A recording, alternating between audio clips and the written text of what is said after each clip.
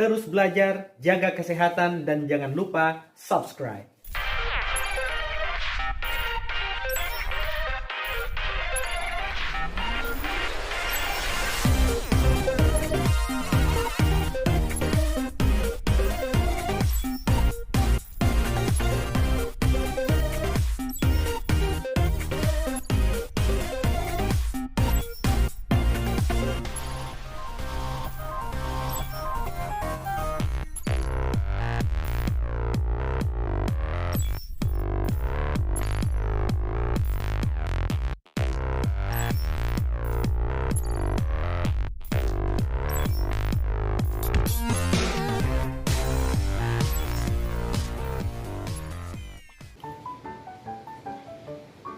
Di video kali ini kita akan membahas tentang kedudukan dan peran pemerintah pusat. Nah, sebagaimana yang kita ketahui, penyelenggara pemerintahan pusat dalam sistem ketatanegaraan di Indonesia adalah presiden, dibantu oleh wakil presiden dan menteri negara. Berkaitan dengan pelaksanaan otonomi daerah, kebijakan yang diambil dalam penyelenggaraan pemerintahan digunakan azas desentralisasi, tugas pembantuan dan dekonsentrasi sesuai dengan peraturan perundang-undangan. Pemerintah pusat dalam pelaksanaan otonomi daerah memiliki 3 fungsi. Yang pertama, fungsi pelayanan atau servicing function, yang artinya fungsi pelayanan dilakukan dalam rangka memenuhi kebutuhan masyarakat dengan cara tidak diskriminatif dan tidak memberatkan serta dengan kualitas yang sama. Fungsi yang kedua adalah fungsi pengaturan atau regulating function. Fungsi ini memberikan penekanan pada pengaturan tidak hanya kepada rakyat tetapi kepada pemerintah sendiri. Artinya dalam membuat kebijakan lebih dinamis yang mengatur kehidupan masyarakat dan sekaligus meminimalkan intervensi negara dalam hidup masyarakat. Sementara itu, dalam fungsi pengaturan ada 6 fungsi yang dimiliki oleh pemerintah. Yang pertama, menyediakan infrastruktur ekonomi, yaitu pemerintah menyediakan institusi dasar dan peraturan-peraturan yang diperlukan bagi berlangsungnya sistem ekonomi modern, seperti perlindungan terhadap hak milik, hak cipta, hak paten, dan sebagainya. Yang kedua, menyediakan barang dan jasa kolektif. Fungsi ini dijalankan pemerintah karena masih terdapat beberapa public goods yang tersedia bagi umum.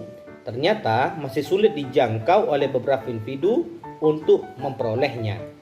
Dan yang ketiga, menjembatani konflik dalam masyarakat. Fungsi ini dijalankan untuk meminimalkan konflik sehingga menjamin ketertiban dan stabilitas di masyarakat. Yang keempat, menjaga kompetisi. Peran pemerintah diperlukan untuk menjamin agar kegiatan ekonomi dapat berlangsung dengan kompetisi yang sehat. Yang kelima, menjamin akses minimal setiap individu kepada barang dan jasa. Artinya, kehadiran pemerintah diharapkan dapat memberikan bantuan kepada masyarakat miskin melalui program-program khusus. Dan yang keenam, menjaga stabilitas ekonomi. Nah, melalui fungsi ini, pemerintah dapat mengeluarkan kebijakan moneter apabila terjadi sesuatu yang mengganggu stabilitas ekonomi. Nah, fungsi yang ketiga adalah fungsi pemberdayaan. Fungsi ini dijalankan pemerintah dalam rangka pemberdayaan masyarakat. Masyarakat tahu, menyadari, dan mampu memilih alternatif yang baik untuk mengatasi atau menyelesaikan persoalan yang dihadapi. Selain kewenangan tersebut di atas, pemerintah pusat memiliki kewenangan lain sebagai berikut. Yang pertama, perencanaan nasional dan pengendalian pembangunan nasional secara makro. Yang kedua, dana perimbangan keuangan. Yang ketiga, sistem administrasi negara dan lembaga perekonomian negara. Yang keempat, pembinaan dan pemberdayaan sumber daya manusia. Yang kelima, pemberdayaan sumber daya alam dan pemberdayaan sumber daya strategis. Yang keenam, konservasi dan standarisasi nasional.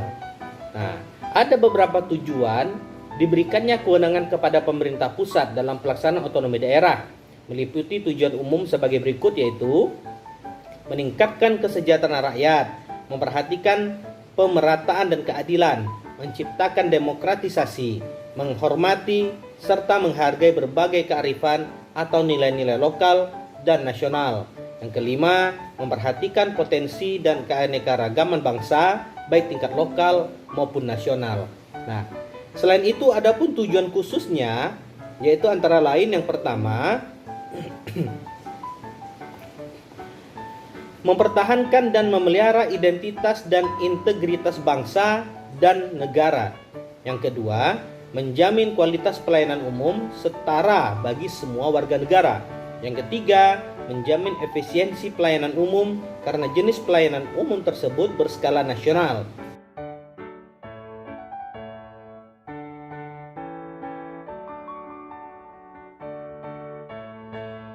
Yang keempat, menjamin pengadaan teknologi keras dan lunak yang langka, canggih, mahal, dan berisiko tinggi, serta sumber daya manusia yang berkualitas tinggi yang sangat diperlukan oleh bangsa dan negara.